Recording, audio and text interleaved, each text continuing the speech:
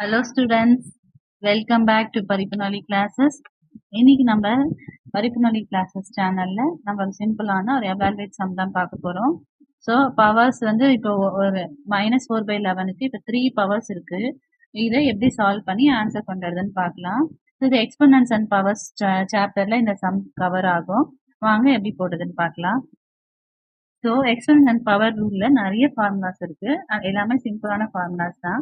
எப்பயுமே பவர்க்கே பவர், ஏன்னா நான் 2-3 ஃபார்முலாஸ் வந்து கன்ஃபியூஸ் ஆயிட்டாங்க. ஈஸியா ஞாபகம் வச்சுக்கணும்னா பவர்க்கே பவர் வந்துச்சுன்னா அது எல்லாமே மல்டிப்ளை பண்ணணும்.